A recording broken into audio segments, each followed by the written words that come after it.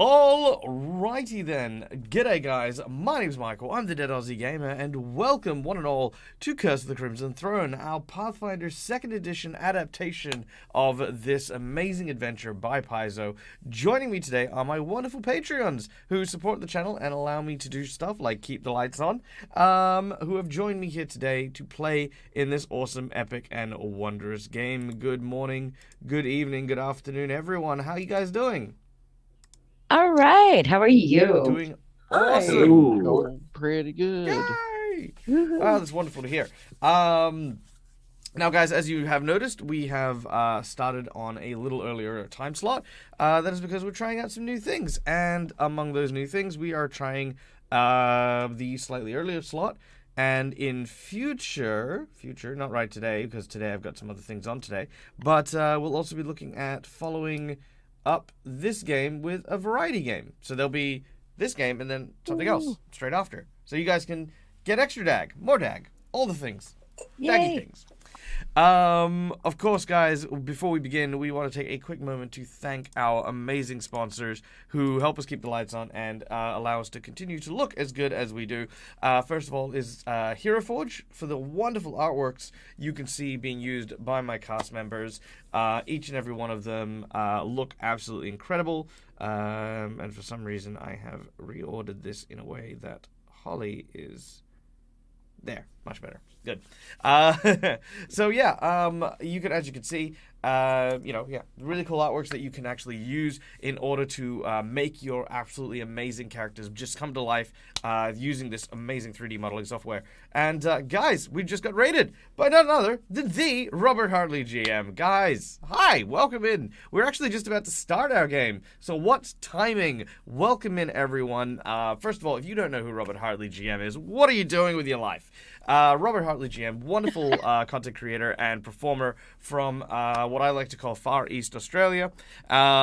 He is the amazing and talented mind behind the Viva La Dirt League D&D series, as well as the Viva La Dirt League series D&D Logic. You should, if you haven't checked those out as well, please go check them out because they are amazing. Rob is also a terrific content creator in and of his own right in the TTRPG scene over on his channel at Robert Hartley GM. And once I stop getting bombarded with explosive raid emotes, because I don't fight. I'm not a fighter. I'm a lover. I'm going to shout out Robert Hartley GM. Thank you, Calindria, for doing that.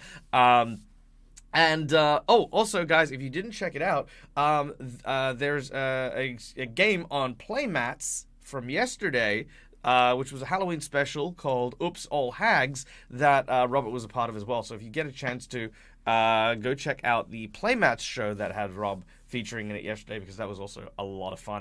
I got to tune in for quite a bit of it, and it was absolutely freaking great. Now, guys, if you are joining me for the first time, my name is Michael. I'm the Dead Aussie Gamer. This is my place. This is my face. We are joined by my Patreons. These are the guys here. They're my Patreons, and we're playing Pathfinder 2nd Edition, Curse of the Crimson Throne. The story, as it goes, is that a small city known as Korvosa has gone through a series of chaotic events after the death of the Emperor. When he perished, there was this huge witch hunt for the murderer, who the Queen had basically framed this innocent woman, and our group, who've been trying to do the right thing and kind of keep the peace, have started to hold suspicions about this Queen and her just the way she's doing things a bit sus.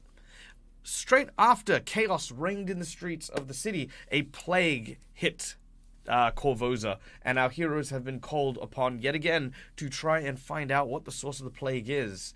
They have searched a sunken ship that was basically fired upon just before the plague had hit, and had learnt that they were carrying these strange and mysterious boxes. Now, I don't know about you guys.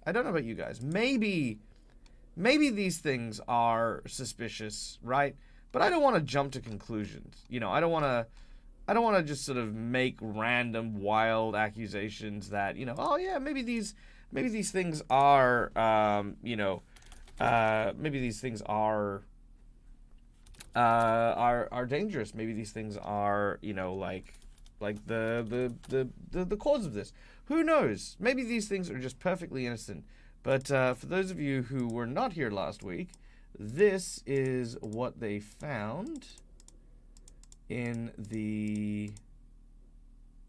on the ship. Here we go. It was called the... It was not called the... Might have been. Who knows? Let's see. Wooden boxes. Here we go. They found a sacred text known as Serving Your Hunger. And they found a series of boxes known as... I don't have the name of the boxes. That's weird. Oh, well, if I find them, I'll show them to you.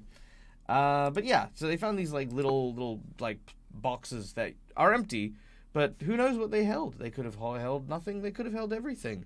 Very strange, mysterious things. We're talking about the little boxes covered in skulls, right? The creepy the ring harmless boxes. little magical skull boxes. Yeah, those ones. Those ones. You know, the ones that were clearly are not dangerous in any kind of way, shape, or form. Sure. It's just a stylistic We choice. grabbed them all, right? I think you grabbed most of them, Grab, like, if 3 not of all them. of them. Yeah, you grabbed most of them, if not all of them. Yeah. But yeah, so the group had managed to finish exploring the wreck of the Direction, and are now about to head deep within the city in order to see if any of the information they had is going to help them remove this plague. Now, before we begin, there are a number of ways that you guys in the audience can contribute, play the game, have a bit of fun, because for me, why do this on Twitch if you're not going to have a bit of fun? Mythical Turian has already donated, thanks to our channel points, a group inspiration. So all of you guys are now in possession of an inspiration that'll let you roll advantage on a roll of your choice. Now, in addition, there are a number of ways that you guys can contribute to the stream as we play. Are the players louder than me? That's because these are over here. Let's try that. How's that? Is that better? Do you like the sultry sounds of Dag's voice? Good. Thank you, Dice Hilbard. I presume that's how I say it, because of the E at the end. Die Helbard. But yes, okay. Boom, that's it. All right, if you also wish to, you can contribute to the channel through donations and get some little extra goodies as well. For $5, you can grant hero points to our players, which allow them to approach the bench and ask the GM for stuff that's not in the rules, roll with advantage, or, of course, stave off a killing blow. I also can use them for jinx points if you want, and I can cause some mischief to happen. For $10, I will draw cards from a random deck of plot twists. You will pick one of these cards, and yeah, we'll get to see what random plot twist happens. For $20, you can grant a player or the GM of your choice a natural 20, and for $50, you can boost up an encounter or provide a magical item to our group. We also have a $100 secret menu item. The secret menu items only get said at the beginning of the show, and they have a catastrophic effect, which is quite simply, I'm not going to tell you much about it beyond there is a particular type of golem that will maybe crash into the scene at some point or another should we hit the secret menu item. So it is basically a super boss, and our group may or may not be prepared for it. You know, we'll see.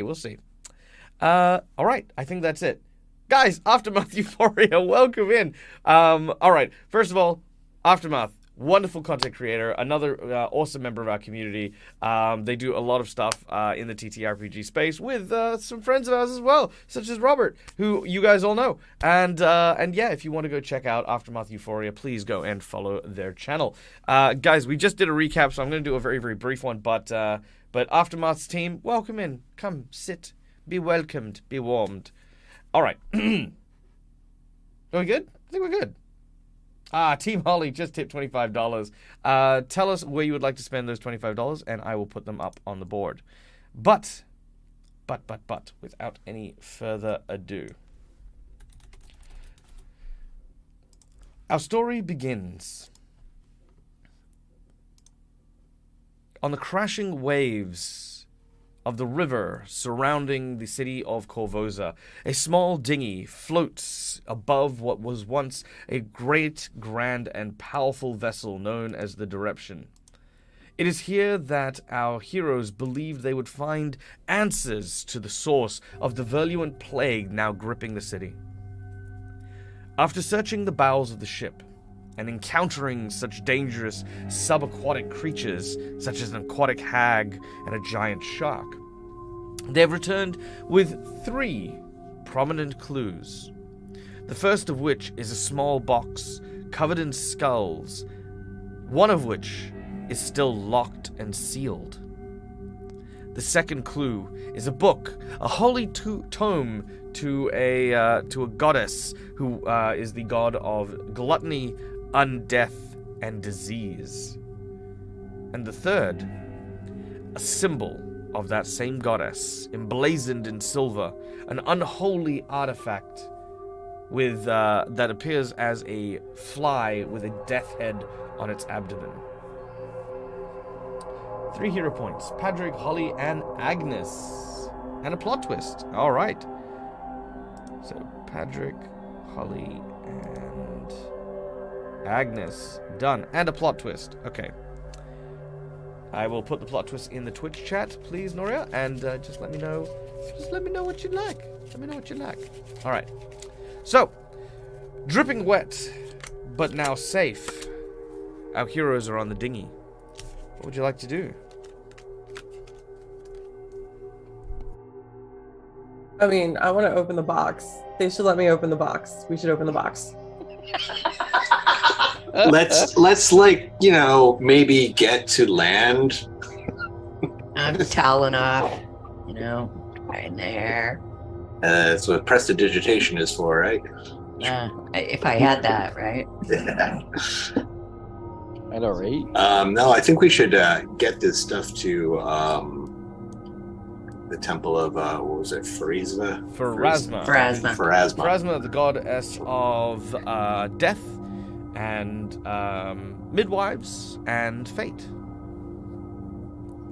Right, because they were the ones who wanted some more evidence before lending their full aid, and I think that the plague was manufactured. So it was either evidence from the ship, and hopefully this will be persuasive, or we have to go back to, what is it, the Dead Warrens, and grab one of those creepy little crypt lurkers.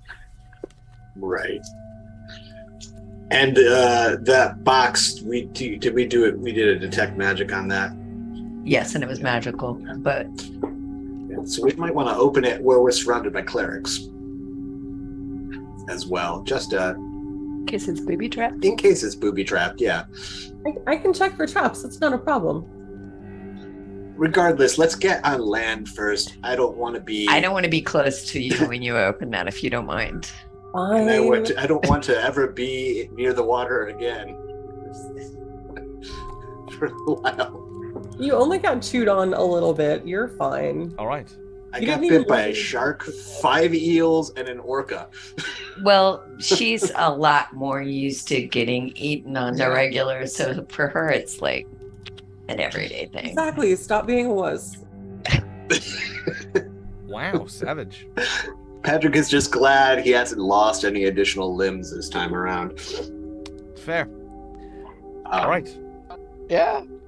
How long would it take us to get back to land?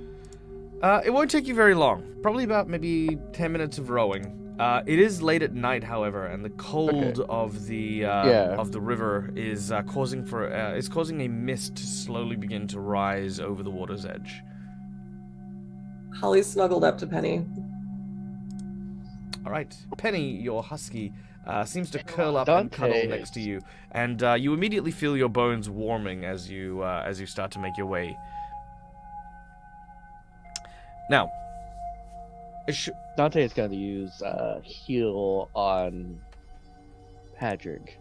good call, Patrick. You are still quite wounded from your battle with the hag.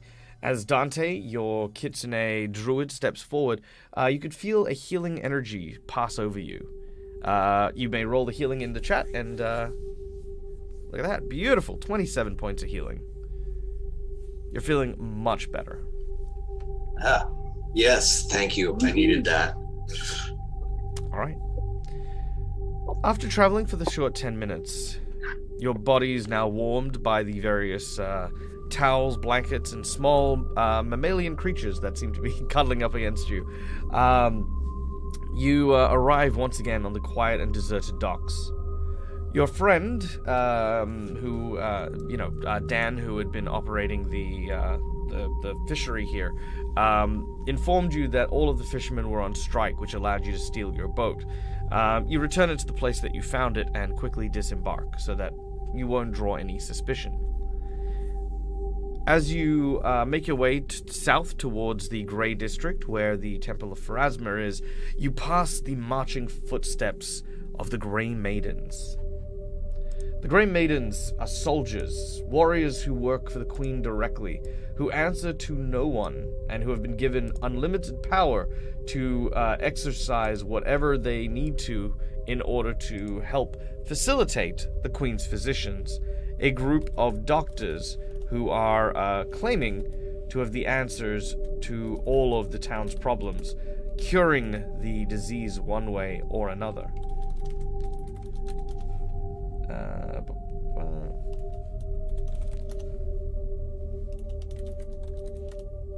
Yep, these are, for those of you playing at home, these are the Grey Maiden.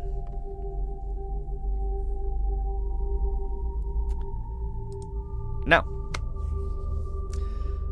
as you make your way southwards, I would like everyone to make me a perception check.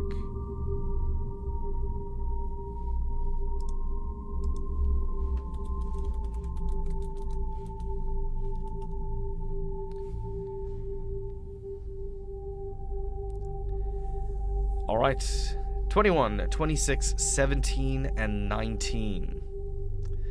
So, with a 26 and a 21, Holly and Dante, the two of you as you travel, notice something rather peculiar. The streets themselves seem to be less fraught with these afflicted individuals. People suffering from the disease now coined the Blood Veil seem to be almost scarce now. As you look around, you notice that there appears to be this homeless person, somebody wearing kind of the rags and kind of just sort of like leathers and hodgepodge pieces of clothing, who seems to be cowering from you and from the Grey Maidens. Holly's gonna kind of rush up to Quinn and whisper quietly in Quinn's ear what's going on, because she can fly now. So she's just gonna fly up and whisper into Quinn's ear what's going on, because Quinn is obviously better at putting this stuff together than she is.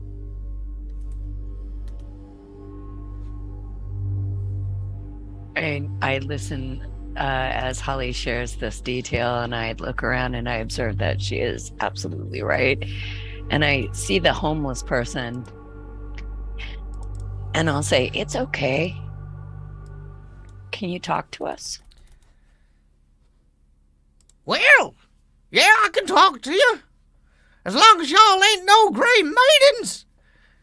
They done picked up all my friends, took 'em off the streets 'cause they got puffy eyes and sniffles and sneezes and whatnots. But they won't get Jen. No, they won't, sir. Good. You take good I'm care. gonna lower and keep my away. game because that's a very awful voice to have peak. Let's try that again, shall we? I'm really sorry. Boy, howdy. Boy, howdy. That's. Well, you do take good care. I don't want you getting caught. Do you know where they're taking everyone who's sick? Do you know where they're taking them? Oh, they're taking them to the hospice. There's a hospice somewhere in town. But I reckon I don't know where that happens to be. I managed to evade them. You see, I figured it out. Yeah? What did you figure out? I figured out that the Grey Maidens won't come near you if you cover yourself in peanut sauce. You see, peanut sauce is their weakness. They got them allergies, and they don't touch you if you're covered in peanut sauce. Holly's gonna move down to the other side of the street.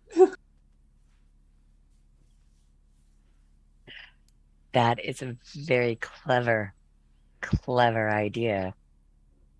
Peanut sauce. I would never in a million years have thought of it. They'll never get you alive, I So- swear. Not as long as I'm covered myself from head to toe in this sauté sauce. So do you think the hospice is bad then? Well, I don't know about you, but they ain't taking just the people with the blood veil. They're taking all sorts, even people what don't have the red things on their faces. They're taking folks who sneeze, who cough, who even look at them done funny. I see. All right. Well, you keep low, keep out of sight, protect yourself with the peanut sauce. Thank you for the information. Oh, well, you're reckoning. Padraig's going to ask him for Padraig's going to ask him for the satay recipe. Well, it's mostly peanut sauce and spit. You see, I put it in a bowl and then I spit on the key. peanuts Okay. and I grind them. No other spices? Nope. All right. Whatever well, was stuck thank to you. the bottom of the bowl when I started stirring it. All right. You have a good day and good luck to you. All right. You move away from the old man, who you realize has probably been out in the streets a little too long. But this is old Korvosa, you know, that kind of comes with the territory. But as you begin to make your way through, you catch a scent. The whiff of something sweet? Maybe Not peanutty. maybe vanilla-y? Do you smell fudge when there is no fudge? Can you smell I it? hate how I was thinking exactly that. I hate that so much. I'm super sorry. So sweet. and I- Holly is suddenly very interested in the sweet smell.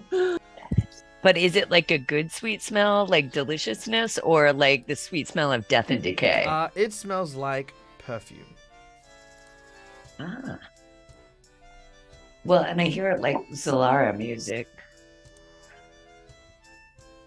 I'm gonna follow my nose. Yeah, Holly's already following her nose to whatever that scent is because it smells Follow sweet. your nose. It always knows. All right. Our group begins to follow the sweet smells that continue to move them through the streets, until eventually they come to a large shop. The heady scents twist through this cramped but stylish perfumery that you can see in front of you. It is known as Lavender's. Lavender's Luxurious Boutique. Lavender's Luxurious Liminent. That's the one. I knew it had alliteration. You can see that there are several containers, each containing a dizzying assortment of bottles and glassware. The smell permeates even through and onto the streets from here, and you can see that there's a couple of signs here. The first is Lavender's Luxurious Liminent. Either you've got it or you've had it. And the second is half price on all healing potions. And the third is the one that catches your eye the most. Cure for Blood Veil. Now available. Buy 4, get 1 free. I think we should go in there. Does that not strike you as a little suspicious? That's why I think we Strikes me should go very in there. suspicious. All right, let's go in there and ask. It is I'm gonna let you talk, Holly. It is still the evening, and the shop itself is closed. However, Okay. you do notice that there is a small line that has gathered pretty much around the edges here. I'm not gonna put like a million tokens here, but let's just say that this area here is just a line of people, like a small crowd of them who have gathered to or you can tell they're kind of sick and they're weary. And they're kind of waiting for the shop to open. Do we need to see this map too? Or What? no? How dare you? Yes, there you go. Also, guys, ladies and Well, gentlemen, I mean, like, if we're not going to have combat, then we don't our need to see it. VTT that we use is Fantasy Grounds, by the way, if anyone wishes to know that. And yeah, Fantasy Grounds. Cool stuff we can do. All right. So, rattling on the door. It seems to be closed for the time being. What time do stores normally open up in the morning? Probably about an hour or two. Not very long, because again, you went in the middle of the night, were a couple of hours underwater, and now you by the time you walk to here, it should be opening time reasonably soon. But as soon as you approach the door, you hear this old lady go, "Excuse me, but the line starts back there. No cats, no butts, no coconuts." Oh, I'm not a patron. I was here looking for a job. Well, you could start back But there. thank you. Thank you. Is it a 2-story shop? Is it a 2-story shop? Yes. No, it is not. Okay.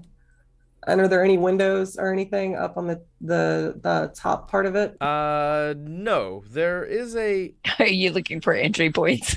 Yeah, Yes. if Are we you gonna want to break break in, in? you're going to have to tear off the roof tiles.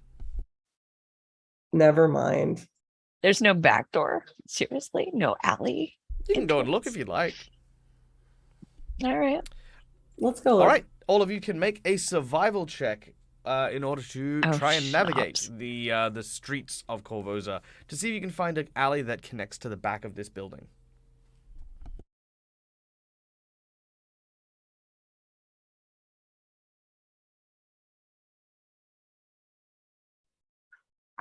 With that roll, I think Patrick has just wandered off in a completely random direction.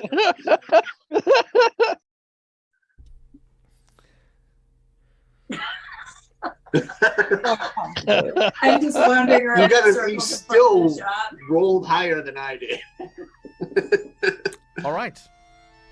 That's impressive. All right. You guys, you know what? Between you guys, you have managed to circle around, and I'm just gonna have to reapply you guys here. Yeah, I just see a big black screen. Oh my. We'll get there. We'll get there. Give me a hot minute. Okay, you guys circle around to the back of a very thin and narrow alleyway. However, in doing so, you can see that ahead of you there is what looks to be 2 men who are currently dressed in lavender garbs that are at the end of the road. So that's when I told them that the diet wasn't working, alright? The missus, she wanted to do this kind of thing where she doesn't eat livestock and meat. What do you mean he doesn't eat livestock and meat? I mean, that's like half the meat in the world. Yeah, no, but you see, she's gone pescatarian. A pisky whatty now? I thought she was from Korvosa. No. A pescatarian is when you don't eat, the usual kinds of meat. You can eat fish, for example, right? But you can't eat like pork or beef or lamb or those things. What about chicken? No, can't eat chicken either. What's he supposed to do for you? Make your ass look good? No, it's just a way of life, innit? Like, people saying that, because druids, right, they can, for the most part, turn into animals. It's a bit weird to be, like, eating things that you could turn into, because you kind of understand how they are.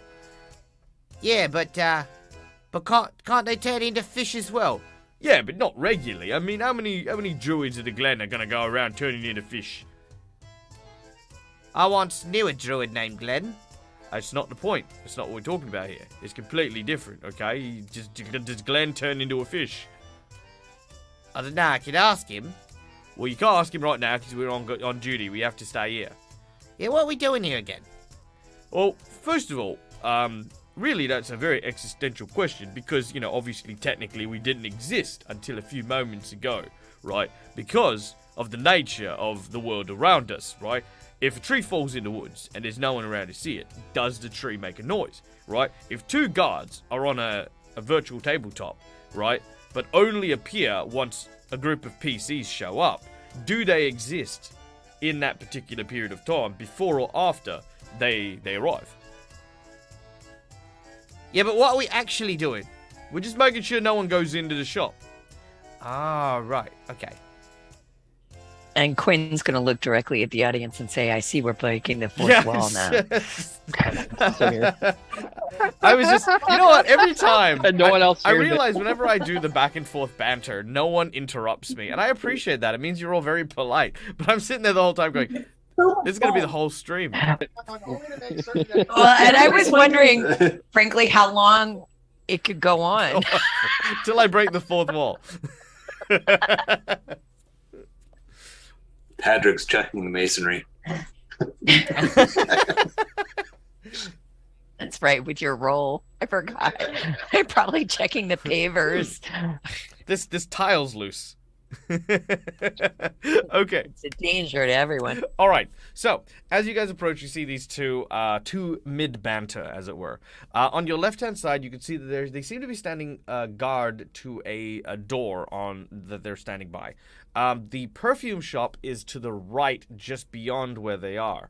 But in these kind of setups, usually you've got the storefront on one side, then one of these small service alleyways, like the one you're in, followed by the back, which is like a storage area or where you would keep your supplies and stuff.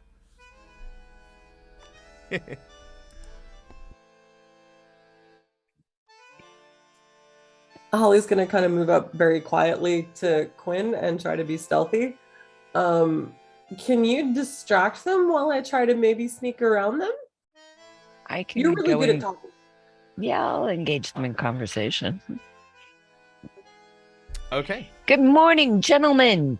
How are you? All right. As you say that, one of them looks at you and says, "Morning." Yeah, morning. Wait, Why, thank you. who are you? My name's Quinn. I was hoping that I could speak with the shopkeep, but I guess I'm too early. Do you know what time they get here?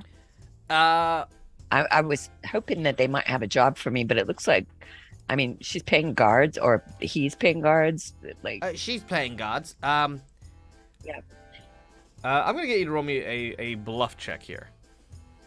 okay. Holly, while she's doing that, you are attempting to sneak around. Now, the alleyway is too narrow for you to kind of do this on the ground level. But thankfully, being a fairy rogue, you have the ability to fly aloft. I would like for you to, before you fly, roll me a percentage check. Now, for the audience at home, this percentage check is always going to be favoring our players whenever they roll high. If you roll a 25 or lower, there is an imp in the gutters who will get into a fight with you. If you get a 5% or lower, there will be simply a wild cat in the gutters waiting to pick a fight with you. Well, and I've forgotten the name. I've got an imp that travels with me, and he's been kind of quiet. You do. But what's his name again? It's like Spurt or Splat or no, it's Sprack. what is it? Oops. Oh wait. Didn't Myth give us all a group She inspiration? did, and that is a reroll, so you can use that for the reroll if you'd like. I'm gonna use the group inspiration because that seems bad. All right. That is a 78. Here we You go. are fine. That's much better. You can make a stealth check as you make your way up into the gutters on the roof. As for your bluff check, let's see how these guards do. Are they very perceptive, or are they a pair of doofs? Wow. Oh my goodness. They are paid. They are well chosen for their Oh, yes. positions. So as you say this, Holly, you sneak up. Was that a fairy what climbed into the gutter just then? Yeah, no. And also there's what looks to be a man with a gun, a kitsune, and an elderly woman that seem to be following you up. It's it's No, a very these- large crowd of people applying for a job what ain't advertised. No, these are just my friends. I'm the only one that's like hoping. And no, I know that there's nothing advertised, but things in the city these days, it's hard to find work, right? It's also hard to find friends that will support you in that kind of way. Good on you. Right. Well, moral support is very important, and it helps with the interview process when you've got your friends You've out got there everybody rooting for you. outside rooting for you, right? Yeah, but that still don't explain why the fairy's climbing on the roof. Oh, That's just what fairies do. She just got her wings to work, and she's probably gonna. Oh God! Please don't jump off. What We're happens just if she? practicing. Okay, what happens if she jumps off and dies on your watch? Well, that's a very interesting question there. If she were to fall off that building, but it was closing hours, then she would have to be done arrested for trespassing, and there would be no liabilities. If she were to do it in, say, 40 minutes when the shop opens, and no one were to prevent her from having tripped and fallen on herself, then there might be a case for a certain amount of liability on behalf of the luxurious the perfume shop. Okay, and I'm gonna just shut up. Don't test your flying out for another 40 minutes. What? Just hang out. Okay. Well, you see, that then becomes null and void because the option is to then intentionally be setting oneself off to pose an accident when in which the liability is then in effect. My mother was a lawyer. See. Oh, really? Yeah. Never knew my father. He never knew his father. But listen, I'm sorry to hear that. as far as you're concerned, Yes. yes, there's no one here. As far as I know, there's Just no you job. guys. And Well, I'd like to speak with them when they get here, but do you like working for her? do we like working for her? Well, I mean, it pays the bills, innit?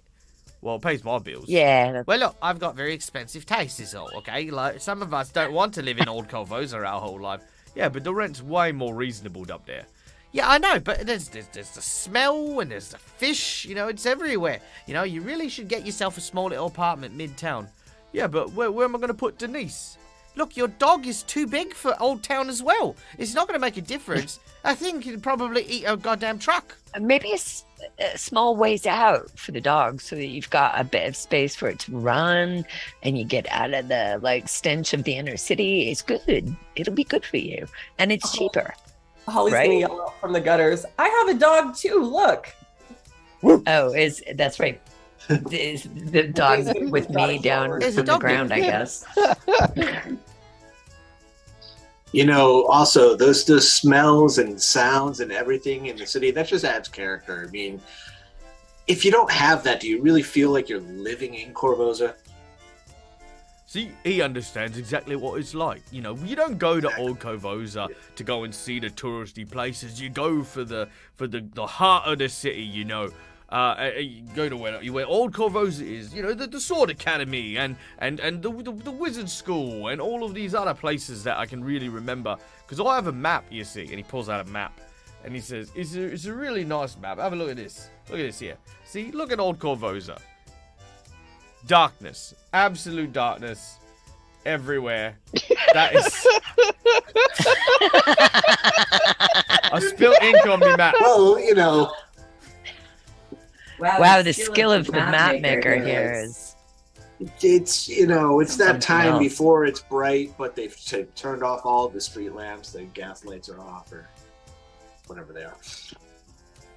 Oh, there we go. Oh, that's a terrible map. Let's try that. Let's Oh gosh. try. There we go. Boom. Look at it. Look at this. Look at this beautiful city. What a lovely city. Gorgeous, absolutely gorgeous. And Old Korvosa is the epicenter of culture. Most of the buildings here are historic and being among the first that were created when the city started spreading out. I'm with you. I think the older stuff has more charm, doesn't Yeah. it? I'm like kind of keeping an eye out to see if Holly's finished her business as I keep chatting with him. So, is your place very historic where you live? Well, I mean, I wouldn't say historic. I mean, it's all, historic.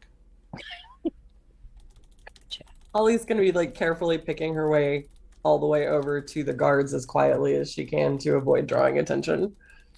I mean, you guys, you have drawn attention. They know you're on the roof, like. Yeah, but they don't need to know exactly where on the roof I am. No, they do. Okay. Yeah, they made their perception check. They're like, you're there. Well, That but I mean, defeated okay. only on the roof. I mean, at some point she probably Yeah, could move out of their sight line, right? Yeah, you're not gonna be able to see me from. Oh, they'd be certain able to hear like your footsteps and like know where you are. You know what I mean? Like know the 5 foot square you're in, not necessarily like draw a line of sight. No. Okay. Are there any ways to get around anything up here at all? Looking around on the roof, thankfully no imps, no pseudo dragons, and no cats. You can see that it leads pretty much like along this kind of almost flat roofed surface across to what looks to be a wall-sized window on the shop front and a large sign. You can kind of conceal yourself behind the sign and still look on the street side where that crowd of people were. But above that, that's more or less it. Can I see inside the shop? Not from the roof, no. Mm. So I say to the guard, the sign out front says she's got a cure for the plague. What is it? What are we calling it? The Blood Crimson veil. Veil? Blood Veil. That is what I've been led to believe, is that we have tonics and elixirs, and they have been used with the most effective of alchemy, to create a permanent cure for the affliction currently plaguing many people. It also cures That's rheumatism amazing. and male pattern baldness. The same elixir does all that. Oh, That's and more. amazing. That's extremely handy. Oh wait, there's more. It also makes a good salad dressing. Oh. Okay. Really? I didn't expect you to say that. I candidly just am not sure how to respond. That's all right. Most there's- people find themselves in shock when they learn about this absolutely miracle tonic. That is miraculous. It truly, and a good salad dressing too. I mean, it's hard to beat that, isn't it? Maybe There's it's a nothing good. else to do on the roof. Holly's gonna jump down. Yeah, I'm just buying time at this point. Just 1 moment before you jump down. Okay. Okay. All right. I need to change gears real quick. Oh no. Oh no. Okay. We got a plot twist earlier on, Oh no. and the plot twist was, Yeah. where'd that come from? Oh schnapps. No. So, Holly, Oh no. while you are on the roof, all of a sudden, we have a Laura Bones. Has Laura joined? Laura can join. Laura, if you're watching, you can Oh join boy, oh anytime you boy. want. Just let me know. It won't ruin anything. No, it'd be great. We love a little Agnes. Okay, here we go. Yeah, there it is. And I can just leave that now. Done. Okay. All right. So, let me switch gears here. Okay. All of a sudden, while you are on the roof, Holly, you are suddenly attacked. A swift punch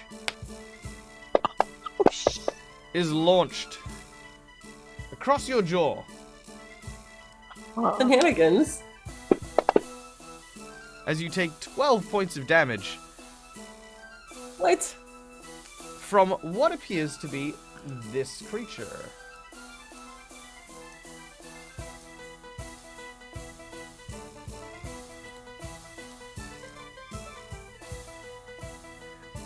A small fae with like kind of lean muscles, wearing kind of like these massive leathery kind of armors and stuff like that, steps forward and after cold cocking you in the jaw, says, "I thought I'd find you here, Holly, hiding among the humans and the tall shanks." I assume I know this fae. This is simply a person known as the Knave. He is one of Puck's goons. I can do whatever I want because this is my life and I'm not going back. So you just need to get out of here. Oh, I'm not here to take you back, love. I'm here to rough you up.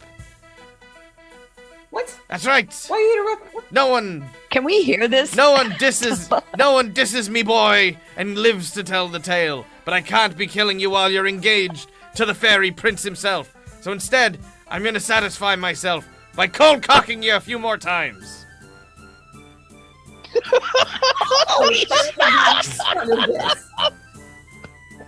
Holly pulls her daggers out. Oh, it's be like that, is it? Well, that's okay. All I need are me brass knuckles. Oh my god. Can we see or hear any of this Well, going as on? we've established, you cannot see anything on the roof, but you can definitely hear this. I look at the guards and I'm like, there seems to be some trouble up there. Holly, are you okay? I could take care of him myself. This guy's an idiot. He's not smart enough to have his own group, so he just hangs on. Whoa. I didn't realize we were going into name calling, okay? That's just below the belt, okay? This is a violent thing, okay? We don't need to be bringing personal, like, intelligences and appearances into this, okay? That's because you don't Physical have violence brains to do only. anything else. No emotional abuse, so you might hurt his little pee-pees. All right, he is going to start initiative with disadvantage because you've hurt his feelings. Oh no! Yes. All right, so the two guards kind of listen up and he says, "What you reckon's happening up there?" Well, if I had to guess, I would say that the fairy up there is familiar with other members of what would be considered the Unseelie Court, a group of fairies who live and reside within the forest and the kingdoms. And it seems as though whatever under-aggressor seems to be up there is allied with a person who is of another member of the Unseelie Court. Not likely one of the pixies, but likely some other type of creature, because we didn't see one flying up, did we? No, we didn't. Okay, so because we didn't see someone flying up, one can only assume that is one of the flightless fae, like a leprechaun, or just judging from his particular nomenclature and the way he uses his language, I would say he's a type of spriggan. Spriggan? What's a spriggan? Just think like a goblin fairy.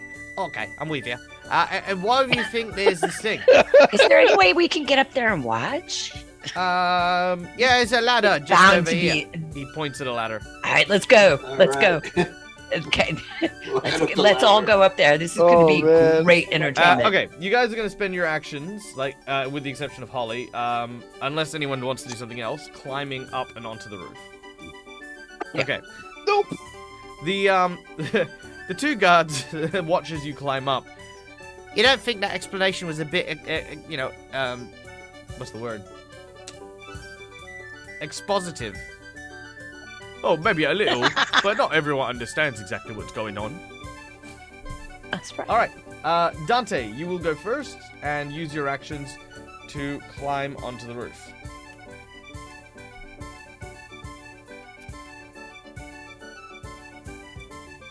All right. Let me just get this here. All right, so you're on the roof, and you can see Holly and the Spriggan. Map is still all black. Boom. See the tokens. Oh, there we go. What the? There's a building. There are buildings. All right. So Dante, climbing up, this is what you see. Holly, we then go to you. I don't know that Holly necessarily wants to kill him, but she does need to send a message that everyone needs to leave her alone. So she's going for the daggers, but she's gonna try to go for a shoulder, not necessarily stab in No the worries. face. I'll say that kind you of can move. make your regular attacks and that you're not going for a killing blow. All right, Yeah, make your attacks. That's what.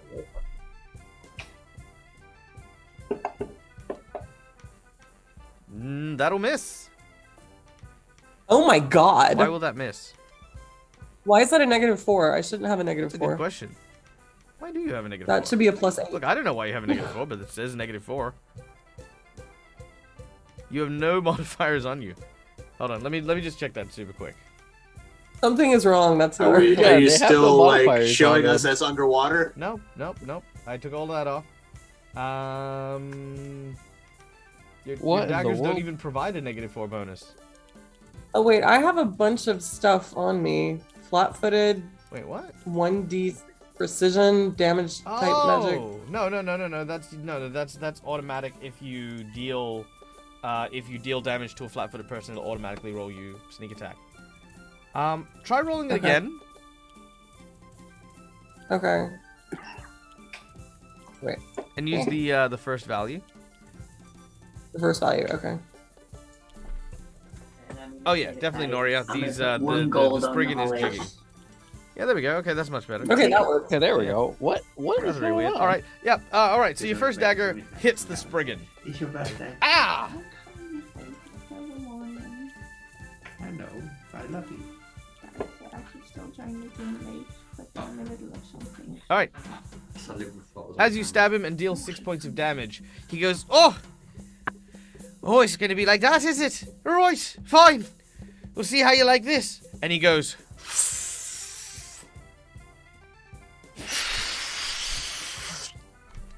and as a reaction, inflates. You now on the ground can see the top of the head of some sort of weird blue goblin. Is he all puffy like a balloon? A little, yeah. That's not gonna save you. No. That's not gonna save you. Oh no, How- it's how not is meant it to easier save to me. hit? It's going to make this hurt a lot more. That's right. Enlarge spell Wait. make me Russian. Because That's how deep my voice gets.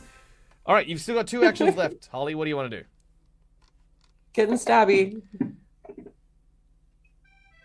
All right, second attack will hit. And... I just realized I rolled the wrong damage last time. All right, 6 damage will go through. Yeah, I rolled the wrong damage the first time. Should I re-roll that? Yeah, you're fine.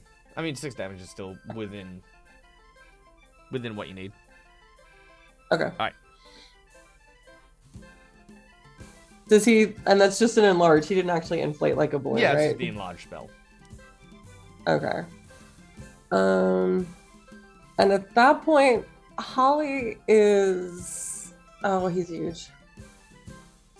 Holly's going. Or how tall are his legs? When you say huge, like is he human sized? Because that's huge for a fairy. No, he was human sized, and now he is giant sized. Giant size. Okay. Holly's actually going to make a run Actually, through no, his that's a lie. legs He to is get. human sized. Whoops. Okay, yeah, that's what I thought. Okay, so he's still big Yeah. to me. But I still talk Russian. He still talk Russian. Fair enough.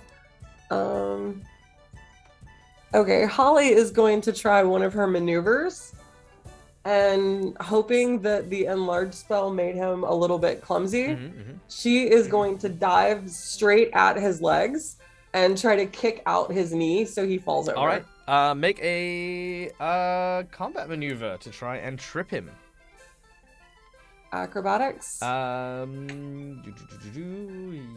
Yes, because combat maneuvers aren't a thing anymore. So, it'd be an athletics. Athletics? Okay. Okay, that didn't roll. Let's try that again. Why is that not rolling? Oh wait, what am I doing? Target number is 19. Okay, why is it not rolling? Just try double-clicking on the skill.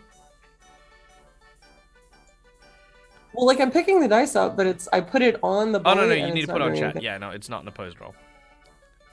Oh, that's right. Haha, I'm dumb. Okay. All right. 19 is what you needed. He trips over and falls prone. Ah.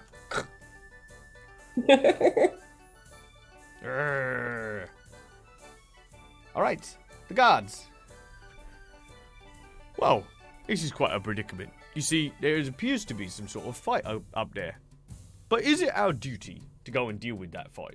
I mean, we were told to not allow people into the building. Well, is there a chance they're going to go in the building? Well, not from the roof, there's not. Well, what if they crash through the roof? What, a fairy? Yeah. Well, I doubt it. Not unless, one of the fairies enlarges themselves into such a girth that it might create an overwhelming amount of bearing on the roof itself to crash into the lower areas. Yeah, but that would be really fortuitous for them, especially if they were planning on breaking in. Yes, no, of course. Because, of course, we didn't believe for a second that they were here for a job, so which meant that they were probably trying to get a free sample. Yeah, free samples. But we offer free samples. Yeah, we do. Why would someone steal free samples? Well, that is a way of the thief. You never really know what they think or what they want. Alright, Patrick. Oh my goodness.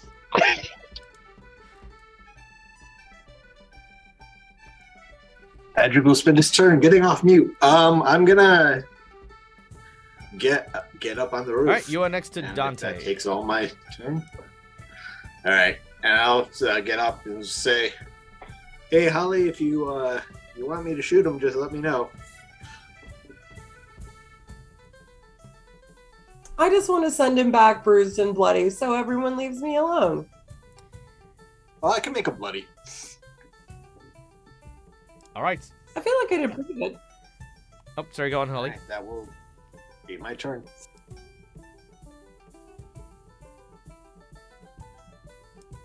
Sorry, what? Sorry, I interrupted you. What did you say? Oh no, I said I thought I got him pretty bloody. Oh yeah, he's gotten a few good stabs in. He is currently on. Is he bloodied? Let's have a look. He is not bloodied yet, but he's very close to being bloodied. Okay. Oh my goodness. All right, Agnes.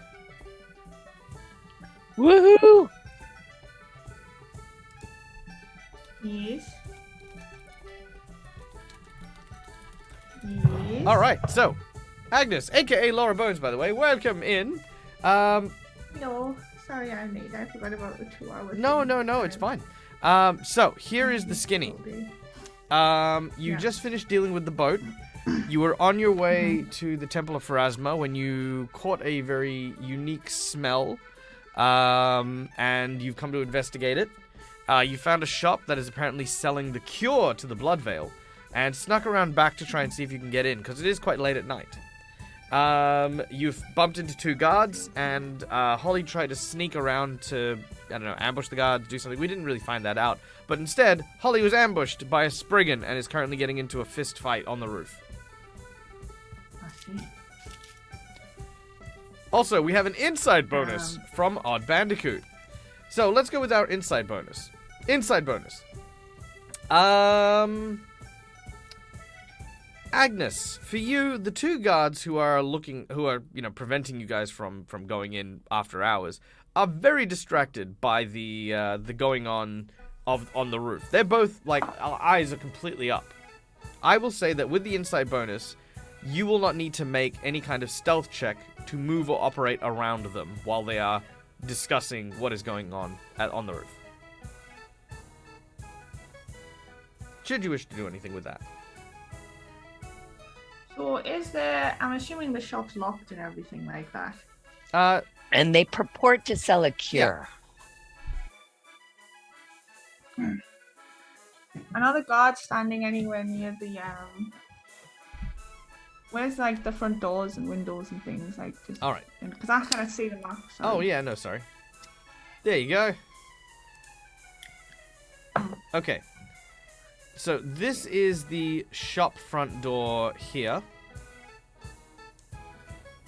And this is the storage door for basically the storeroom and stuff over here.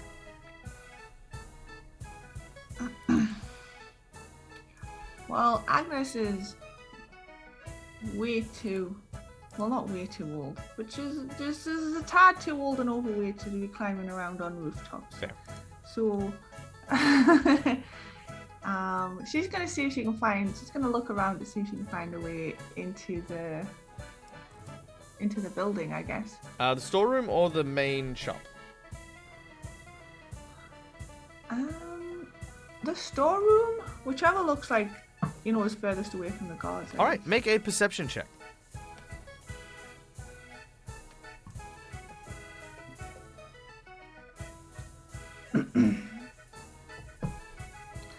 Perception. Oh, wait, where's perception? Oh, yeah. Meh. All right. You make your way 10, 20, 30, 40, 50, 60. All right, it'll take you a double move to get to here. The two guards are standing in front of you, and they are next to the door. As I mentioned, because of Odd Bandicoot's insight bonus, they are just fully observant of what is going on upstairs. They're just like, oh, come on, we wish we could get a better view. Yeah, he's still good. Yeah. But the door next to you is unguarded and likely a entrance to the storeroom. Okay. She will attempt that on her next turn. You've got 3 actions, actually. It's Pathfinder 2nd editions. Oh, yeah, that's right. I keep forgetting about that. She's just going to, at first, kind of surreptitiously just try the door to see if it's unlocked. Roll a percentage. Yeah, just a little check. Little check. Tiny little check. How do I do the percentage? There's a new dice at the very end with the double zeros. You just roll that one. Oh, yeah. Hey. Ooh, just shy of what you needed. It is indeed locked.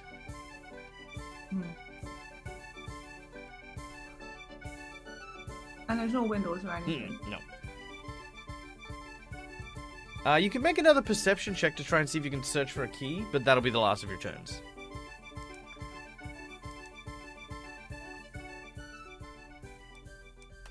Okay.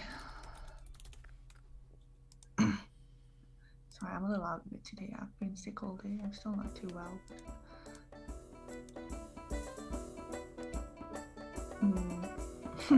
With Agnes is also sick today, it seems. right. With an 18, you notice that there is a ring of keys around the waist of the guard in front of you. Oh. But that'll be your turn. Quinn, you're up next.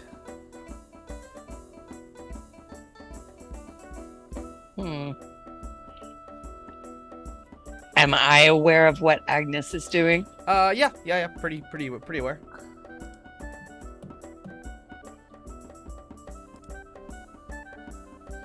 So I'm gonna keep the cards engaged with what's going on the roof to distract them away from Agnes so that she can do what she needs to do. And I'll say, wow, it sounds like quite the row up there. Maybe you guys ought to go and take a peek. Or do you want me to just go up there and shout down what's going on? I think the little guy has grown himself to be very large. Well, it's not possible. I mean, people can't do that unless they're spellcasters. Or maybe he's a wizard. Well, I think he's a spellcaster of some yeah, sort. I think he's a wizard as well. I mean, unless, of course, he's some sort of fae and that's one of their natural inherent abilities. All right, I tell you what. Well, I'll bet you 2 copper pieces that's a wizard. All right, you're on. But how do we ascertain if one is a wizard or isn't?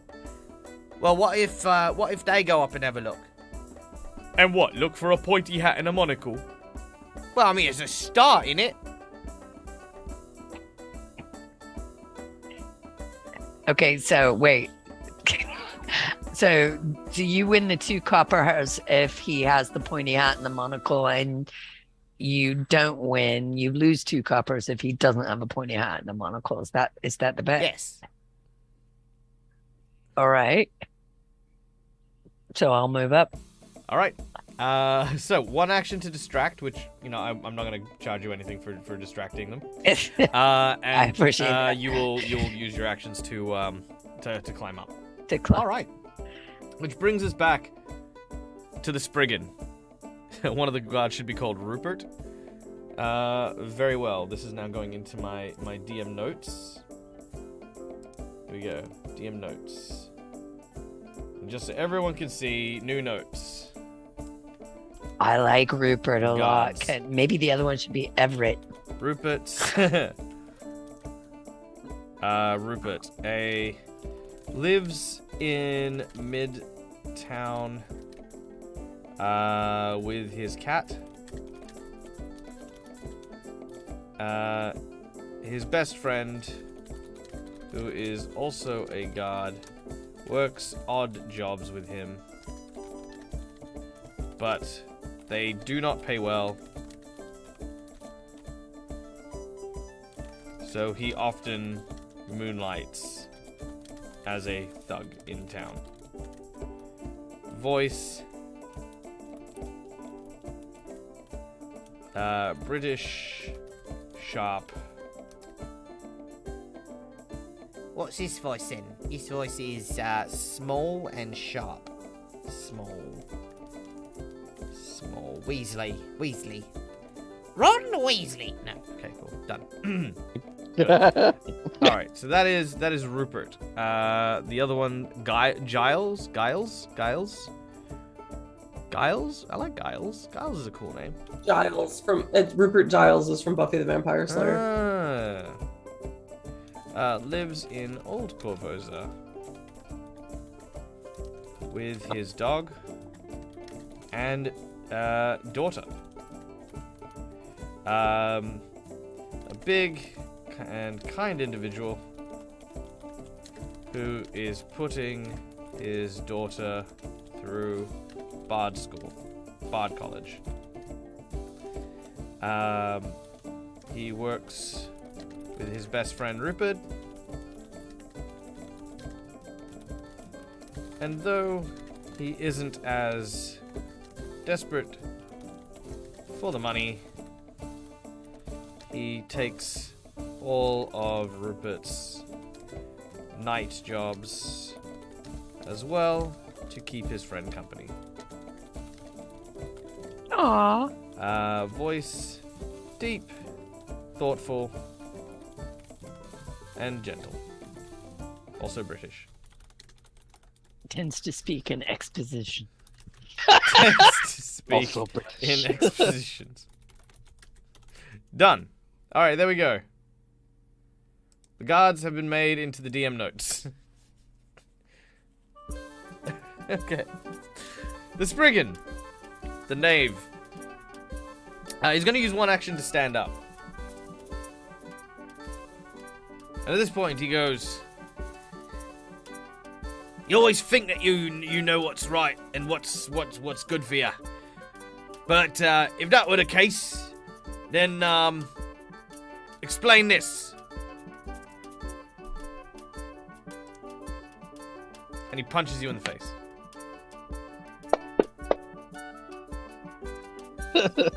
Explain this. That wasn't even clever, you mouth breather. Well, actually, that should actually be a 21, not a 11. I don't know why it didn't roll anything. It says negative 10 Yeah, but why? on the multi-attack. I don't know. It says multi-attack number 3. It's not even a multi-attack. Oh, right. Oh, maybe I clicked on that. So that's a 21. What's your AC? Holly? I know, I'm Yep, looking. Hang on. 21. That'll hit. Darn it. Wham! 7 damage. He says, it may not be the most clever of things, okay? But, I do know how to tell a good joke. Do you want to hear a good joke? I'm looking at one right now. He punches you in the face. Ooh. He lands a crit. Oh no. He says, "Don't beat me to the punchline!" And hits you for 22 damage. How are you looking? Alright.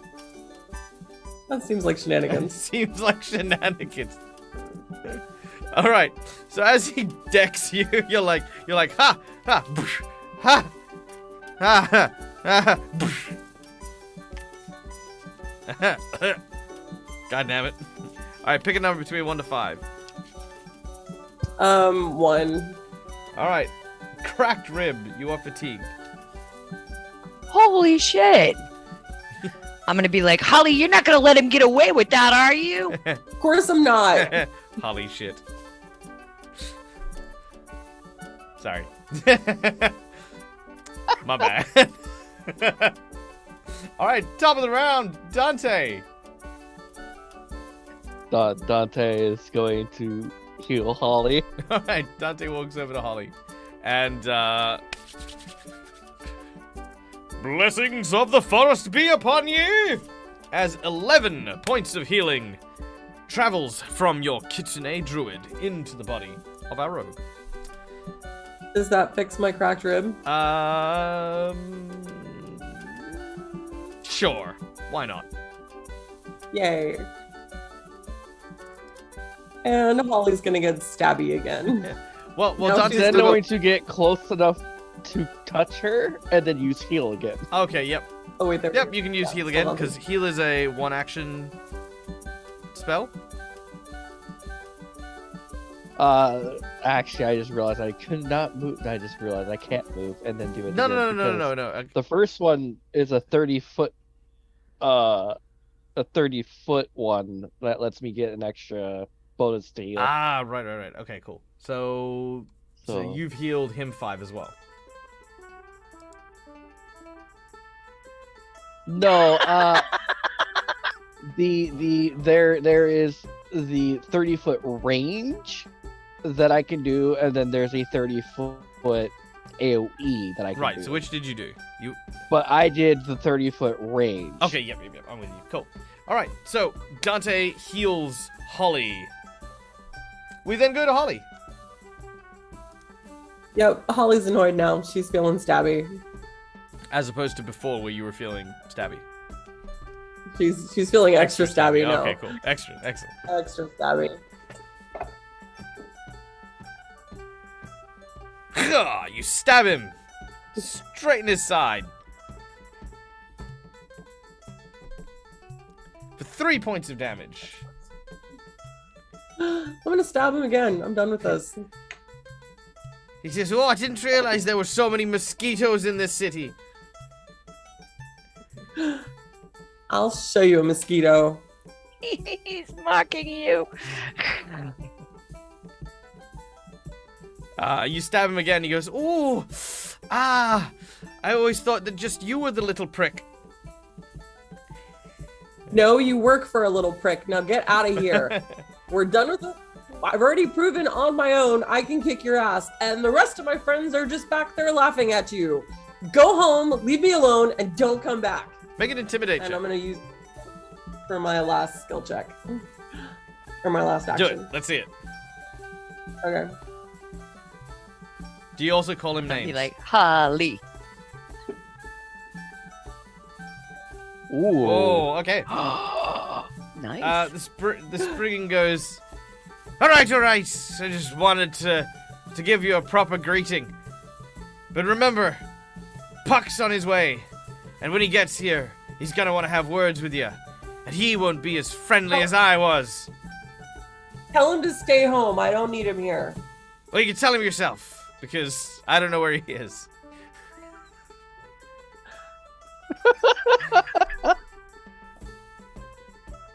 Yep. I hate my Look, it's not my turn, but you know I will leave on my turn. So what do you reckon's happening up there now? Well, firstly, I don't think he's a wizard because he's been sitting there punching him. Maybe a monk, right? But from what I have to gather, there seems to be some sort of socio-economic climate here in which this suitor named Puck is trying to woo the hand of the lovely fairy Holly. but the affections are not granted because I imagine in most similar situations in which one would find themselves in a royal position where marriage is, of course, a commodity instead of an expression of the love that you have between two people, that Holly is instead trying to find their own independence by being here and being traveling with people who aren't, of course, of the same unseelie variety. You went a bit South African there at the end. Yeah, I know, but that's just because I'm having trouble talking about the exposition without maintaining a British accent, because I'm not British myself. You're not? It was the holiday in Cape Town, wasn't it? Yeah, you're not British. Where are you from then? Well, I'm from Korvosa, right? But no one really understands what the accent's got to be like, because Korvosa is a fictional place. What you mean? He doesn't have a wizard hat. No monocle either. Ha! What do you mean, You said it was a wizard. From down here, Agnes is going to take like 5 points of like mental damage just from listening to this conversation. He reaches into his pocket and pulls out 2 coin as Rupert hands it over to Giles. Agnes, I'm going to say that this is going to provoke an opportunity for you. You may make a thievery check if you wish to try and slip the key from them.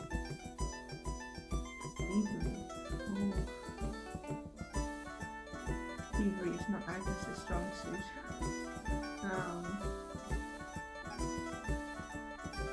What?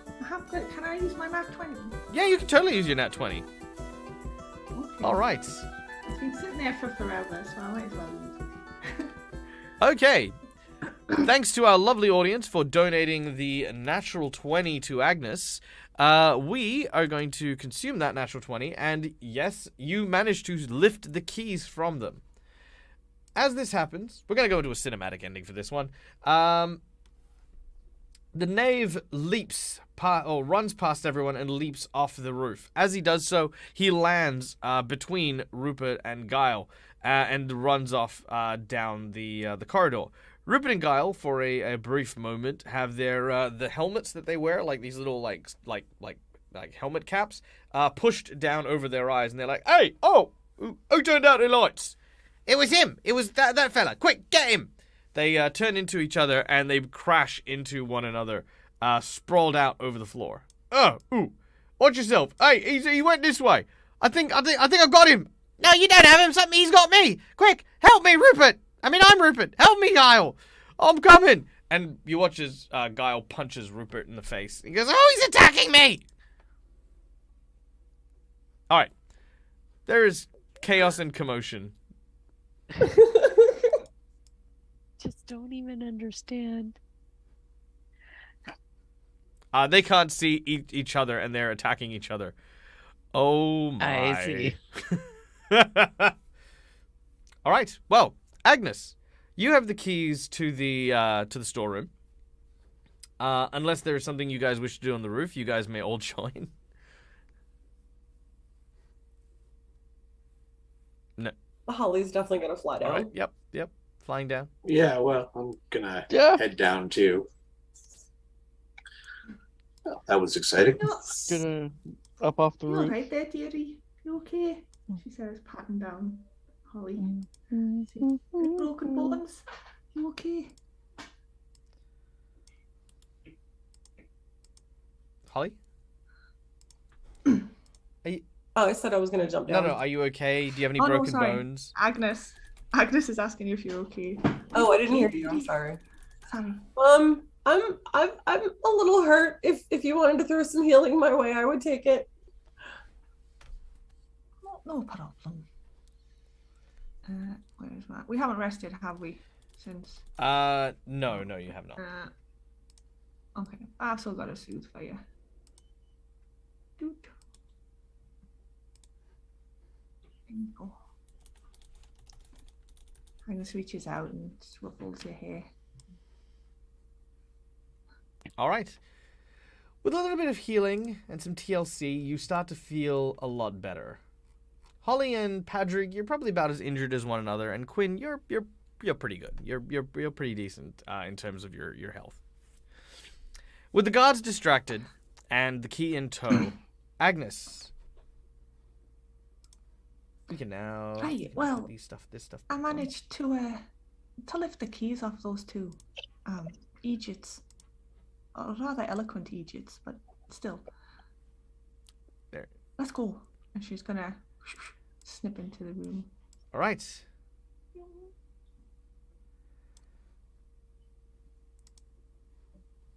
You make your way into the storeroom.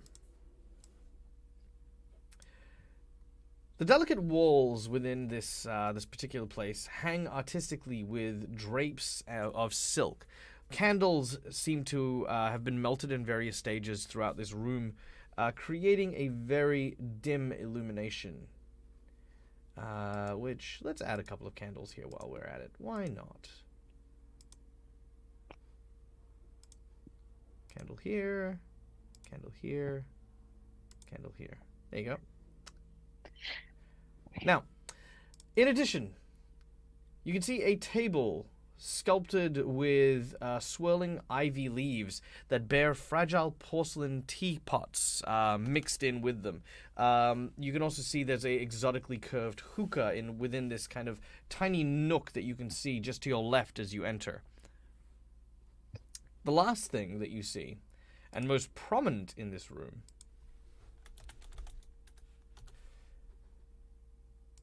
is probably the most alarming thing, as we have just received our secret menu item. No. Dun, dun, dun. All right. A very large glass man seems to be here. One who looks like this.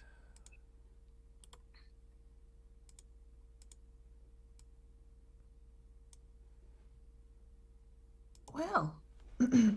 It's a brain in a jar. Yes, it is. Why? It's Doesn't that mean Edward they have Needlefingers. Edward Needlefingers. It's Edward. All right. Let's see if I've still got this. And it's got two wee small. All right, googly which one of eyes. you guys did this secret menu?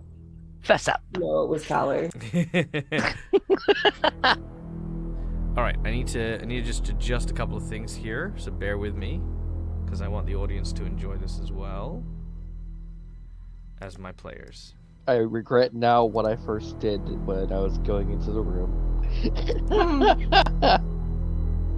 Okay. Here we go. And then over here. And there we go. And there we go. And there. Okay, can you guys still hear me? Mhm. Excellent. So,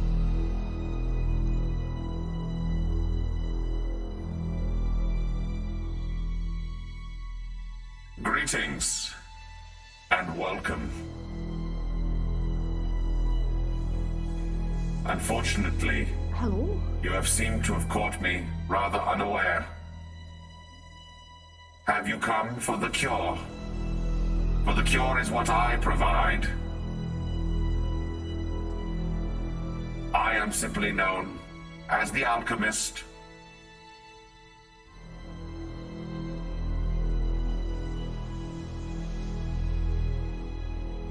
Would you like some tea?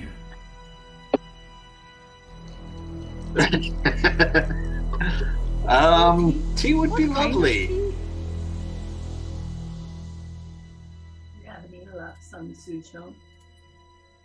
Oh, that's one of my favourites, dearie. all right. So you watch as this large creature lunges upwards and starts to make his way towards you.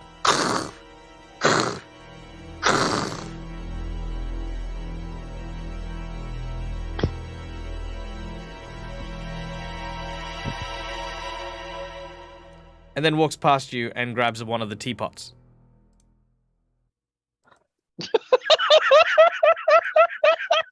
Oh, God. At this point, he says, Oh, is that the blue willow pattern? How lovely. Ah, I see a person who understands things of taste. Yes, I gathered this many moons ago from the Blue Willow Mercantile Company. They did make a very good drop.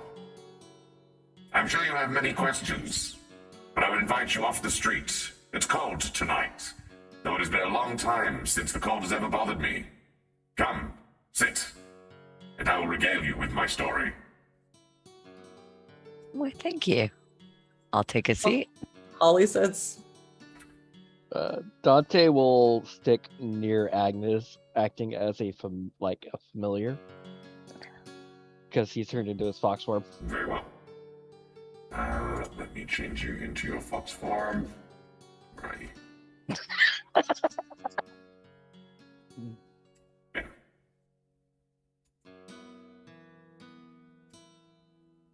I don't know why that happened. There Sorry. you go. You are now a fox. Okay. He says,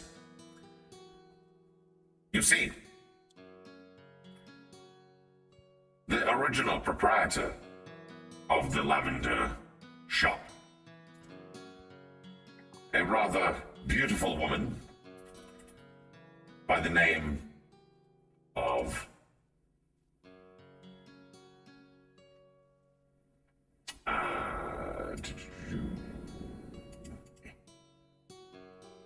Vendra, worked hard to sell her perfumes and wares, and sought the assistance of other worldly beings in order to try and procure the most beautiful smelling and most alchemical of tonics and potions. And thus, she was given me, the alchemist. Since then, I have been working, toiling, and enriching her business through a variety of different fluids produced by my body, and is then distributed to the populace for reasonable prices. He pours out the tea at this point and hands it to you. I'll take the tea and give it a deep inhalation. Make sure it's not too hot. Take a little sip. It smells as though it has not only a very earthy, bitter smell, but also a very refreshing smell. There's also a tiny bit of tartness from what you believe to be some dried cranberries that is mixed into the tea. Oh, that Quite sounds tasty. lovely. But So, all is not well. For you see, the plague that has gripped this city has been in need of hope. And we provide hope in the form of these remedies.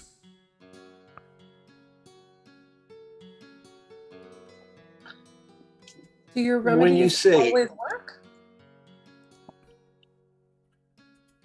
The remedies, unfortunately, only alleviate symptoms mildly, but do not in fact offer any form of respite from the disease that clutches this city. But they do make people more comfortable. Yes, well, in a way. Do you know what Oh. a placebo is? Yes, I am yes, very yes, I well do. aware of what a placebo is. Then you understand. I do. How long have you been in this form? I was always this way. But I'm sure you understand that the way a placebo remains effective is if those who take it believe that it is in Yes. fact real. So, here's the thing. You may think that you're offering hope. And in the short term, you may. But if it does not actually work, people are going to eventually find out that it does not actually work. And that's going to just make things worse. How is that offering hope? Hope is a stopgap. I am certain that one day a cure will truly be found. But it will not help others. To have them despair. To have them lose faith in the people that would be trying to help. Do you know about the alchemical solution that the Queen's physicians are giving out? No. Everything is kept quite under wraps. Vendra, who still acts as my front for both the shop and within the city, tells me that the Grey Maidens do not allow any near the physicians. Help or otherwise. If we could procure a sample, do you think you could assess it for us? Oh. I am terribly sorry. There appears to have been a mistake. You see, I was not telling you this so that you would be able to assist. I do not require your assistance. I am telling you this because, as I mentioned, for a placebo to remain effective, people must believe in the deception and the lie. I see, and you are implying that you don't trust us to keep your secret. I am telling you... Is that what you're saying? No, I intend to tell you the truth, because the moment you walked in here...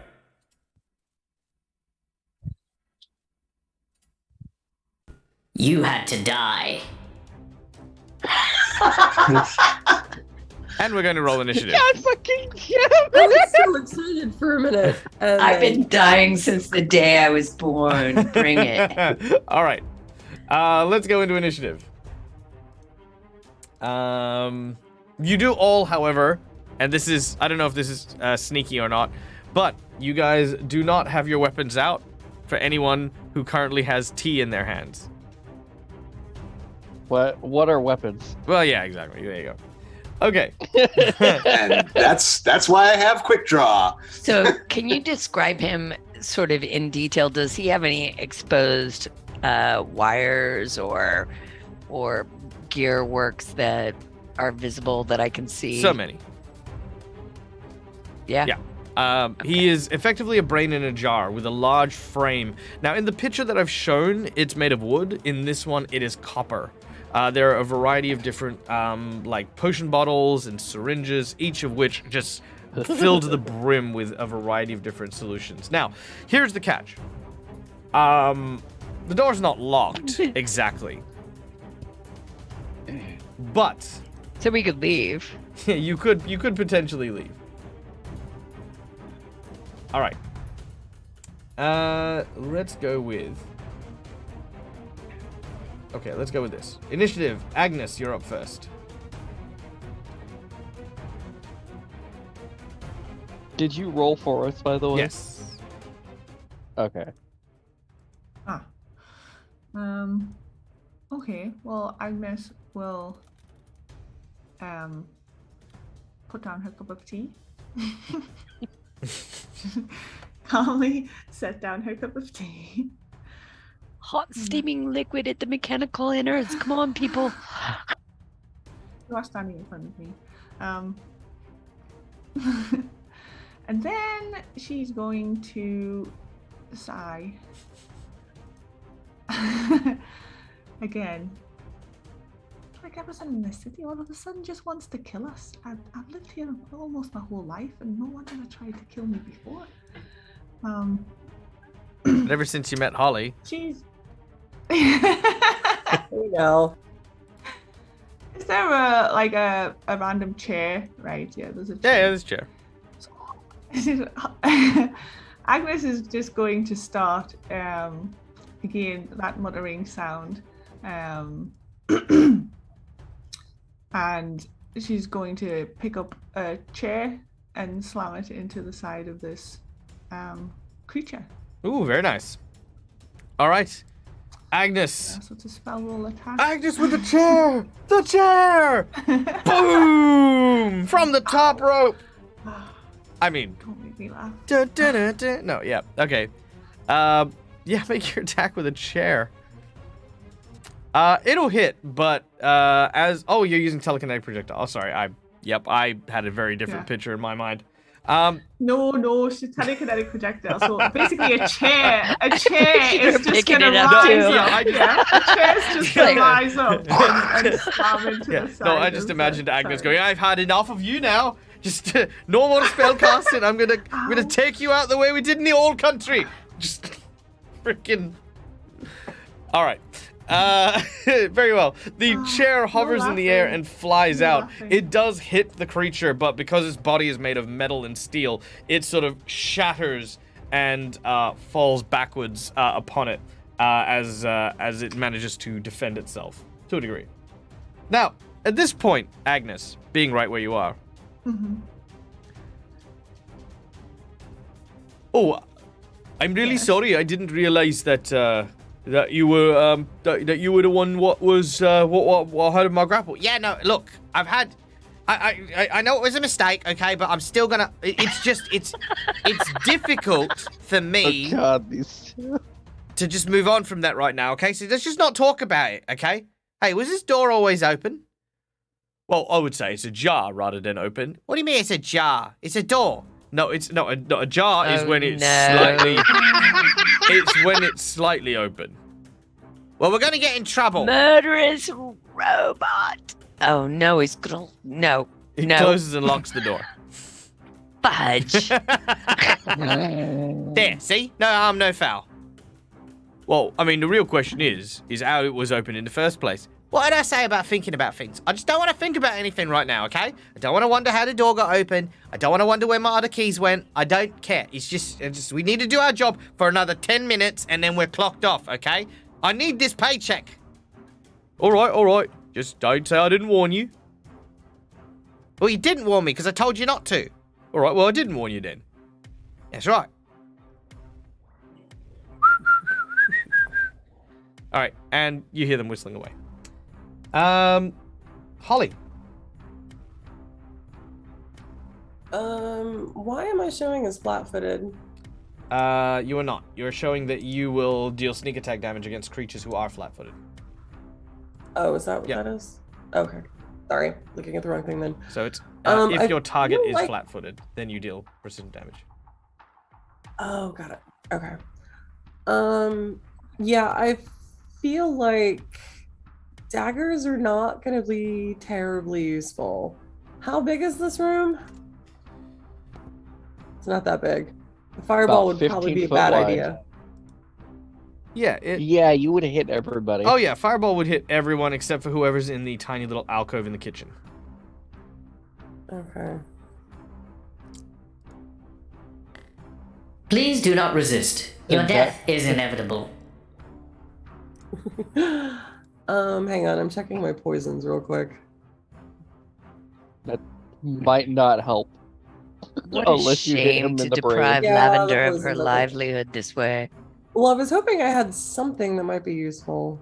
What's cytelish oil? It's kind of like a numbing agent that they use to poison things. I don't know. Let me have a look. Is it flammable? Is Satella oil flammable?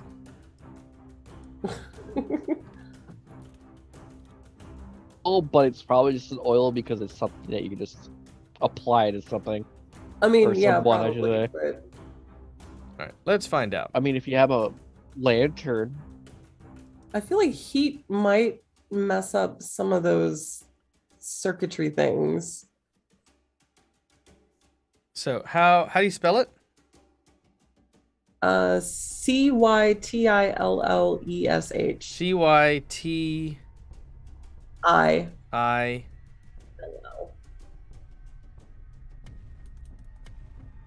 Sorry, CYTI. LL. Yep. ESH. ESH. Cetilish oil. A thick substance distilled from mind-robbing Cetilish fungus. Ew. So it's basically mushroom oil. Probably not flammable then. Yeah, not flammable.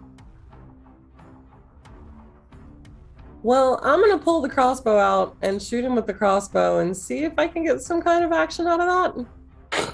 All right. Maybe. You put down the T. Pick up your crossbow. I didn't take a T. Oh, you didn't take a T? Never You took pick a up T. a crossbow. Take a shot. Make your attack. Wow. That is a critical miss. That is a hero point use. Ooh, I love that. All right. Go for it.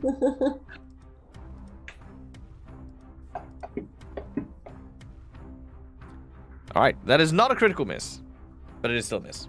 Ouch. That's rough. Okay.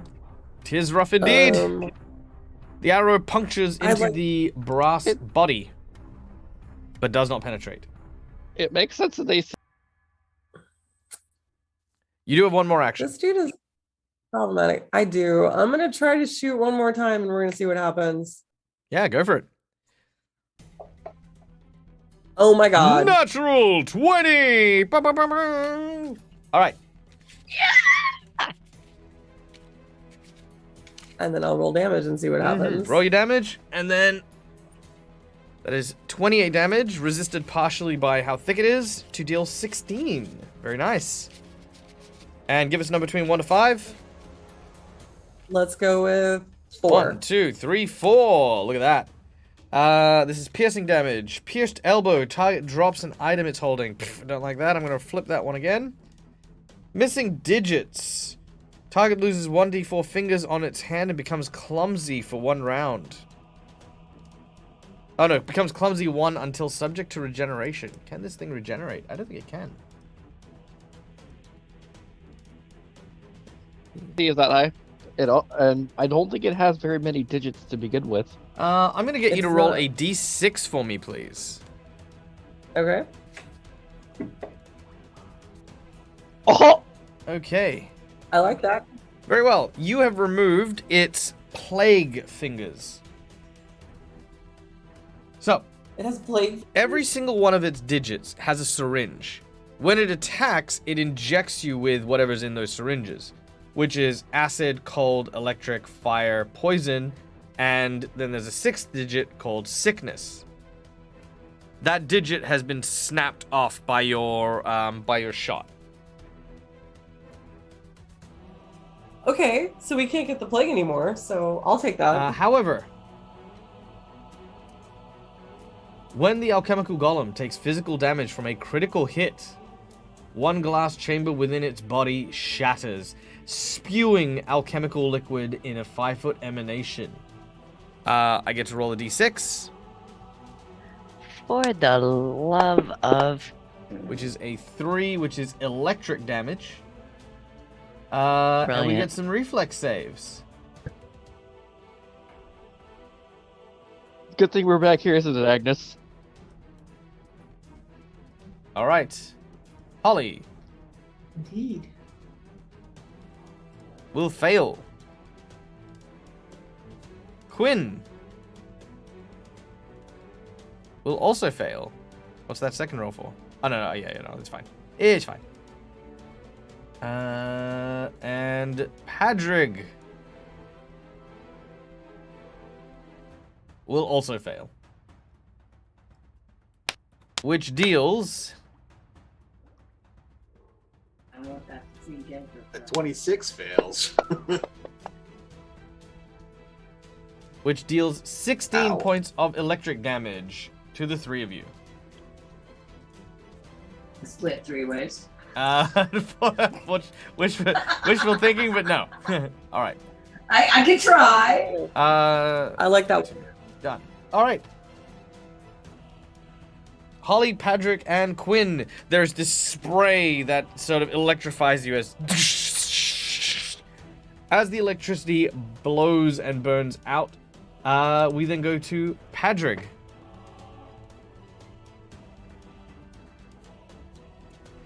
All right, so in one smooth motion, you see Padrig's tea drop from his hand as just as quick his gun comes up, and because he has quick draw, I get to shoot. Nice. So I will take a shot at him. And two-handed.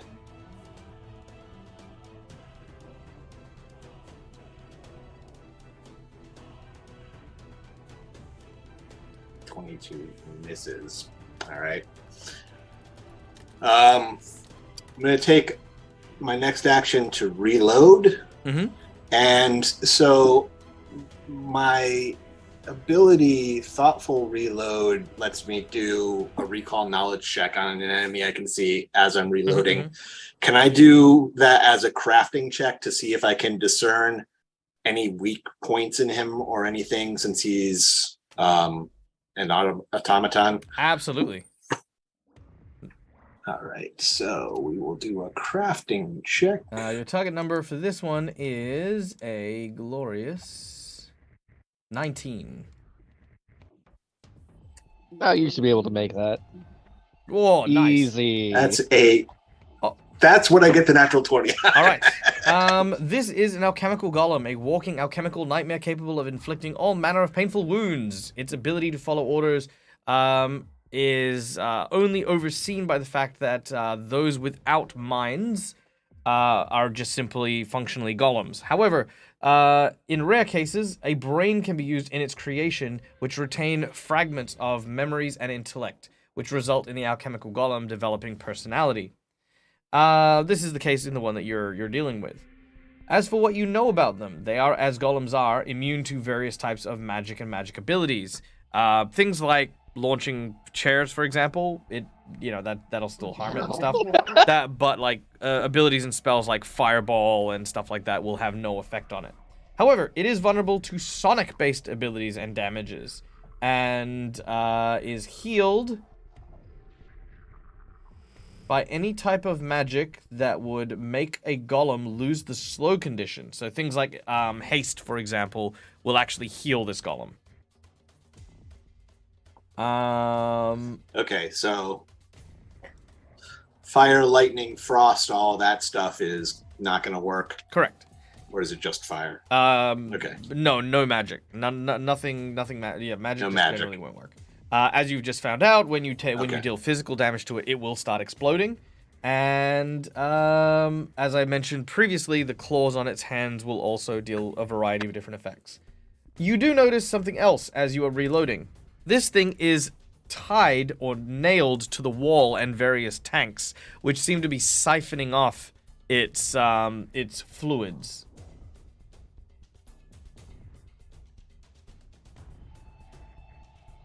All right, and you have one last action, I think. Yeah, well, I didn't do any damage, so I will just take another shot at him. Very well. Instead of being smart and backing up. Take your shot, and then Dante, we go to you. Oh, that's even worse. Well, I had to take an action to change back. All right. Could I have conveyed that information to anyone while I was reloading? Yep. Just kind of muttering, "It's golem magic's not going to work." Yep. All right. So one action, Dante transforms back. Padrig, you've conveyed the information you said. All right. Dante, what are we doing? Well, I'm gonna have to use Wild Morph to get claws, so that I can actually, hurt the thing. Since this is magic. Well, it's magic to make it happen, but it's not magic to hit it. No, that'll still not work. Will it? Because it doesn't state it's doing magic damage. Yeah, but it can't be targeted by magic. but it's not. I'm targeting it with claws. Oh right. Oh yeah. No, that'll work then. Yeah. No, that'll be fine. Because you're Yeah, targeting. No, you're it's targeting the yourself gouging to create claw. the claws. Yeah. Yeah, you're not targeting it. No. The gouging claw is actually no. Actually, the gouging claw doesn't even do magic damage. All right, make your attack. It's really weird. I have to be able to be close. All right. I can't be close right now. Yes, you can. So that is my turn. Yep, you can move to here. All right. And you can make an attack. No, because it's an action to do. It's. Oh yeah, and you're transforming. That's right. I remember. Yeah. Okay. Yeah. In that case, So Quinn, we go to you. I'll drain the contents of my teacup. And I look at the bottom and I say, "You were ripped off. This says blue pillow." And I toss it aside. I'm going to draw Stormblade. So that's 2 actions and attack him. All right. Thank you, Bandicoot. Make your attack. Oh, that is a critical miss. Yeah. Do you want to use your hero point? Yes, I do. All right, let's take that swing. I don't know if the group inspiration works for rerolls. It does as well. So yeah, you can use the group inspiration for your reroll. Yeah, this is looking bad, guys. I want to go for some giant electrical cord that looks like it's important to him. That's better. Okay. Well, that's a miss, but not a critical But miss. not a critical miss, at least. All right. And that's me done. Okay. Lastly, the alchemical golem seems to unwind one of the orbs on its neck, and as it does, it pulls it open, and this entire area is filled with the scent of lavender and sandalwood. As this does so, your eyes begin to get heavy. Oh, that's just dirty. And as this happens, that is where we're going to end today's session. As this area fills with the perfume of lavender and chamomile and sleeping powder, you guys start to feel yourself fade. But we'll find out what happens to our group next week. Now, unfortunately, I can't stick around too much because I have another engagement, but ladies and gentlemen, boys and girls, thank you to you guys for coming and joining us today. Having a wonderful, wonderful time. Do check out and follow us on Discord, where we will give all of our notifications for when we go live and where you can find all of the live shows. I've been Michael. I've been the Dead Aussie Gamer. I hope you enjoyed today's show. We are going to go and raid our friend Scarlet64, who is currently doing their D&D Halloween special. Lastly, guys, we want to give a special shout out and thank you to all of our sponsors, Hero Forge for the wonderful artworks, Fantasy Grounds for our VTT of choice, and of course, last but not least, Sirenscape for the beautiful sounds that you've heard throughout the course of today's game. If you guys did have fun, please consider giving us a follow because we do lots of cool stuff here. And as of next week, we're going to be doing a bunch of variety shows as well. Lots of audience participations. We're going to build worlds together, do some voice acting work, and create a whole bunch of custom unique monsters and, try our hand at some artwork stuff. So, yeah, lots of cool stuff coming. And, yeah, thanks again. Until we meet again, as always, from me to you, game hard or die trying. Good night, guys. Bye. Bye. Bye.